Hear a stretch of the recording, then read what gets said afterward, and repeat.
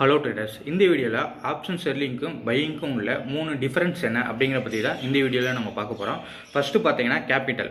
உங்களுக்கு option selling பண்ணுறீங்க அப்படின்னா கேபிட்டல் உங்களுக்கு ரொம்பவே அதிகமாக தேவைப்படும். 1லேருந்து 1.5 லேக்ஸ் வந்து தேவைப்படும். இதுவே நீங்கள் ஆப்ஷன் பையிங் பண்ணுறீங்கன்னா உங்களுக்கு ஒரு 10,000 20,000 இருந்தாலே உங்களால் ஆப்ஷன் பையிங் வந்து பண்ண முடியும். ரெண்டாவது பார்த்தீங்கன்னா டைம் டிகே வந்து பார்த்தீங்கன்னா ஆப்ஷன் செல்லிங் பண்ணும்போது உங்களுக்கு ரொம்பவே ஹெல்ப் பண்ணும். நீங்கள் வந்து எவ்வளோக்கு ஒரு ட்ரேடை ஹெல்ப் பண்ணுறீங்களோ அவ்வளோக்கு வந்து டைம் டிகே வந்து உங்களுக்கு ஹெல்ப் பண்ணி ப்ராஃபிட் பண்ண வைக்கும். ஆனால் இதுவே வந்து ஆப்ஷன் பையிங்கில் உங்களுக்கு டைம் டிகேவே வந்து எதிரி. நீங்கள் பார்த்தீங்கன்னா மோஸ்ட்லி ஆப்ஷன் பையிங் பண்ணுறவங்க ஸ்கேல்பிங் தான் பண்ணுவாங்க. 5 to 10 மினிட்ஸ் தான் ஹோல்ட் பண்ணுவாங்க. அதுக்கப்புறம் மார்க்கெட் விட்டு வெளியே வந்துடுவாங்க. அப்படி இருந்தால் மட்டும்தான் நீங்கள் ஆப்ஷன் பையிங்கில் வந்து உங்களால் ப்ராஃபிட் வந்து மேக் பண்ண முடியும்.